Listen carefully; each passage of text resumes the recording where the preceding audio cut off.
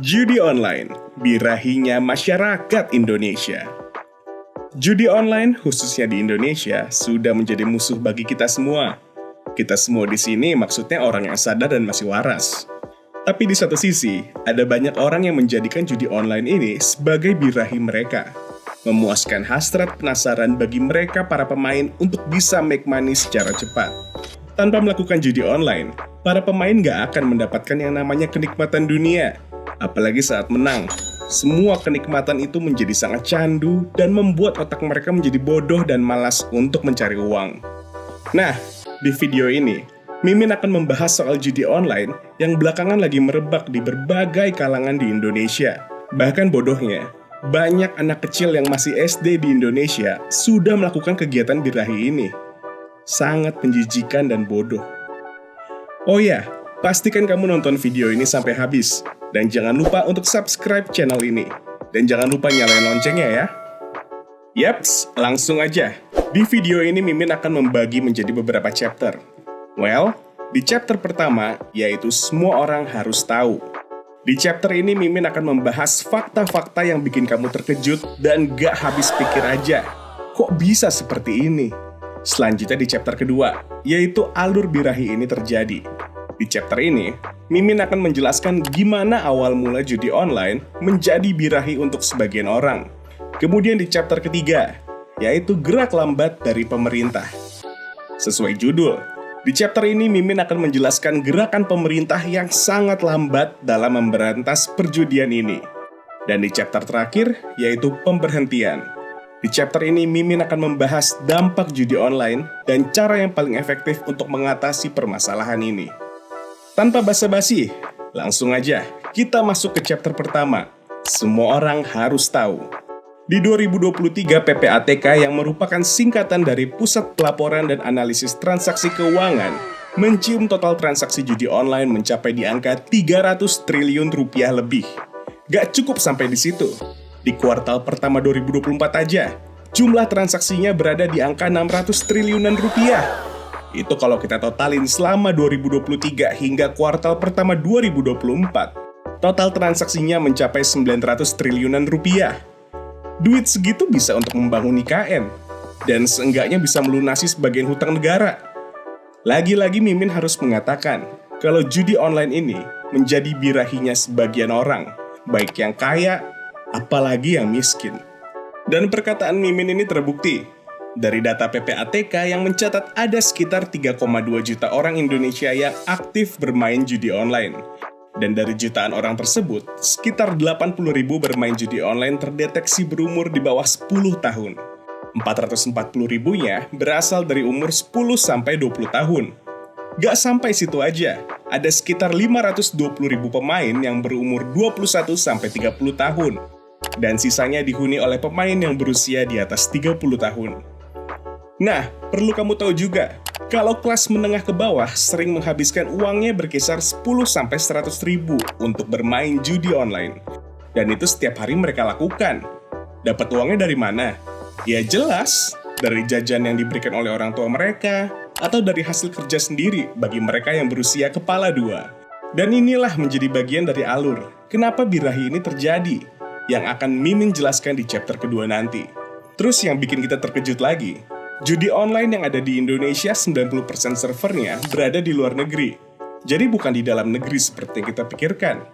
Pemiliknya sendiri setelah ditelusuri, ternyata rata-rata orang Indonesia. Jadi mereka ini para bandar dari Indonesia, buka bisnis judi online di luar negeri. Lalu pangsa pasarnya, yaitu orang Indonesia. Dan kebanyakan negara tujuan untuk membangun bisnis judi online yang dilakukan para bandar, yaitu Kamboja. Kita lanjut ke chapter 2. Alur dari birahi ini terjadi. Alur ini sebenarnya hampir semua orang sudah tahu. Berawal dari melihat, kemudian melakukan, dan berakhir dengan kecanduan. Kita bedah dulu dari melihat. Sekarang sudah zamannya sosial media. Sosial media sudah menjadi konsumsi untuk semua orang. Nah, berawal dari sosial media inilah birahi ini terjadi. Berbagai macam promosi judi online berlalu lalang di sosial media. Mulai dari yang dipromosikan oleh influencer hingga akun-akun publik yang sponsor utamanya adalah situs judi. Teruntuk para influencer yang sudah mempromosikan judi online, Mimin cuma bilang, kalau ada berita orang bunuh diri karena judi online atau membunuh orang lain karena judi online, maka tangan kalianlah yang berdarah atas semua tragedi itu. Ingat, uang yang kalian dapatkan gak akan ada artinya kalau kalian masih terus-terusan berdiri di atas darah yang mengalir. Sorry kalau Mimin agak keras soal ini, karena Mimin mau tegas ikut memberantas perjudian online. So, supaya bisa terhindar dari birahi ini, pastikan kamu memfilter semua postingan atau konten-konten yang berbau judi online di sosial mediamu. Step kedua, yaitu soal melakukan. Setelah merasa tertarik, karena terus-menerus mengonsumsi konten-konten pro judi online, gak afdol kalau seseorang gak memulai birahi ini dengan melakukan deposit. Ya, kalau di awal kecil-kecilan dulu lah, 50.000, 100.000, lama-lama juga deposit jutaan. Uangnya dari mana? Ya minta dari orang tua. Nah, apa sih sebenarnya yang bikin candu? Kalau soal dijanjikan kemenangan secara cepat, semua orang juga tahu. Yang jarang orang tahu dan sadar, yaitu suara spin atau jingle pada aplikasi yang membuat birahi pemain semakin bergairah. Karena jingle tersebut memang mempengaruhi psikologis para pemain untuk gak berhenti melakukan spin. Pemain akan terus melakukan spin hingga uang mereka kembali dalam jumlah lebih besar. Tapi kenyataannya gak seperti itu. Rasa penasaran terus menghantui dan akhirnya masuk ke step ketiga, yaitu kecanduan. Di mana para pemain melakukan depo lagi dengan harapan bisa memenangkan permainan tersebut. Di step inilah, birahi tersebut sudah menjadi candu bagi si pemain. Terus-menerus melakukan depo tanpa ada hasil yang sebanding apalagi sampai untung. Karena memang dari sistemnya disetting 90% agar para pemain selalu lose. Kalaupun di awal terus-menerus menang, ingat, itu hanyalah permainan bandar. Mereka sengaja memperlakukan para pemain seperti itu, biar terus-menerus depo alias dibikin candu. Nah, setelah bandar merasa, oh pemain ini udah cukup nih, saatnya mereka menyeting kerugian bagi para pemain. Disinilah para pemain bakal rugi banyak. Itulah alur atau perjalanan di balik seseorang bisa mempunyai birahi yang Mimin maksud. Berawal dari melihat, kemudian melakukan, dan berakhir dengan kecanduan. Sekarang kita masuk ke chapter ketiga, gerak lambat dari pemerintah. Permasalahan ini pastinya harus diselesaikan dengan keterlibatan dari pihak pemerintah. Sudah dari lama, pemerintah berupaya keras untuk mengurangi birahi ini. Berbagai cara sudah dilakukan seperti memblokir ribuan website judi online, hingga bekerja sama dengan bank swasta dan negeri untuk memblokir ribuan rekening pelaku judi online. Tapi sangat disayangkan, menurut Mimin, pemerintah kita tuh sangat lambat dalam penanganan ini. Ibaratnya tunggu kejadian dulu, baru ada tindakan. Well, baru-baru ini juga keluar kebijakan soal perjudian online yang menggemparkan banyak orang. Bahkan Mimin sendiri aja gedek dengarnya. Nah, di kebijakan baru ini, para korban birahi ini bakal diberikan bansos dan bantuan rehabilitasi. Nah, dari statement tadi, kalian sadar gak betapa bodohnya pemerintah kita? Yaps, bisa-bisanya para korban judi online bakal dapat bansos. Padahal kalau dipikir-pikir, itu kan pure kesalahan mereka. Mereka para pemain harusnya dinamakan pelaku, bukan korban. Jadi bodoh aja kalau pemerintah mengatakan mereka korban dan secara rutin diberi bansos. Mentok-mentok kalau mau bantu, kasih fasilitas rehabilitasi dan edukasi, biar mereka segera sadar, bukan malah dimanjain. Nah, setelah pernyataan diberikan bansos tadi viral, akhirnya pihak pemerintah memberi klarifikasi kalau bansos gak diberikan ke pelaku judi online, tapi keluarganya lah yang berhak menerima.